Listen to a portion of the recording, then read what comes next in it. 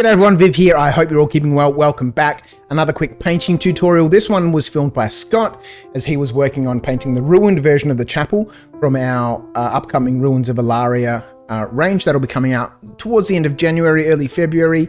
I'm not entirely sure. Keep an eye out on the Knights of Dice website, our newsletter, and our Facebook page for announcements about that. But let's just jump straight into this.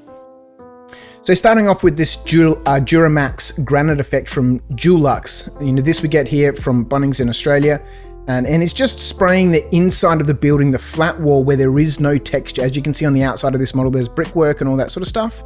Is just adding a little bit of texture to the inside to just, help and, give the, the inside of the model a little bit of variation and some interest.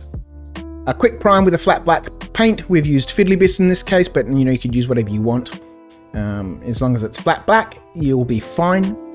This grey primer from Fiddly Bits is a really nice paint. I'm not a huge fan of the black, but the grey is really, really nice. And as you can see, he's just dusting it on. We're not going for full coverage here. We want that black primer to, work for us. And so in this case, it's acting as a bit of a pre-shade. And by dusting on this grey instead of giving quite a heavy overcoat, we still retain that that black underneath it, giving us some tonal variation in the colors that's going down on top of it. So everything that Scott puts on top here is going to be lightly applied so that we can take advantages of the steps that we're putting on before us. Balboa Gray from MTN 94. These are wonderful paints. They're all matte. In the past, I have said that they are acrylic paint. They're not. They're in synthetic resin. But they work beautifully, and we've had no problems with anything going over the top of these. Other paints, washes, they just work really well. And as you can see, like I said, just dusting the model down to give it some tonal variation in the color scheme. The model will end up being quite white at the end, so we want some variation in it to give us depth.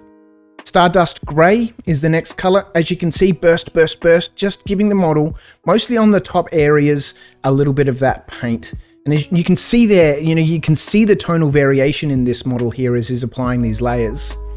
So starting off from that black, we're going to go almost to white to give us, kind of like, I guess, a Middle Earth sort of look. Jace Blue for the roof here. In hindsight, it probably would have been better not to glue this ruined section of the roof in, but, too late, so Scott needs to mask it off to get the paint in there without, getting overspray everywhere.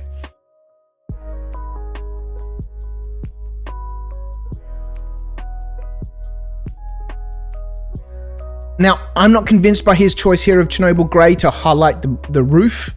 It probably was the closest highlight that we had available, but I would have liked to have seen or preferred a much brighter blue color on the roof. Anyway, Scott likes that, so that's what he used.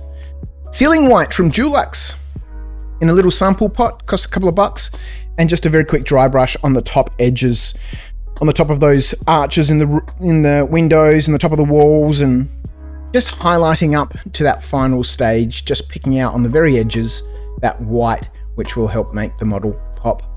I'm slowly moving away from these weathering sprays from Plastic Soldier Company. They're no longer available anyway at the moment, but Scott loves them. He uses them on everything. It is a nice way to add some very quick weathering and some shading to your models. But given the fact that you can't buy them anymore, I've slowly started moving away from them. But there we go. For probably what took maybe 25 minutes all up, it's not an amazing model, but it's certainly very, very good. It's certainly better than bare MDF, and anybody can do it. It looks great. Adding on some rubble and stuff to the base of that model would really finish it off. Obviously it's a ruin and there's no rubble on there. The kit doesn't come with the rubble, so we haven't shown it with the rubble, but I'm looking forward to doing some of those and putting a little bit of effort into some of the builds that I plan on doing this year. So a little bit of rubble on that model would have made it look excellent. But there we go, another very quick painting tutorial. It is very quick and easy, or I should say it's very easy to use some quick techniques to get your terrain, specifically MDF in this case, from unpainted to painted without a huge amount of effort. There we go. Thanks for tuning in, guys. I hope you're all keeping well. I'll catch you next time. See ya.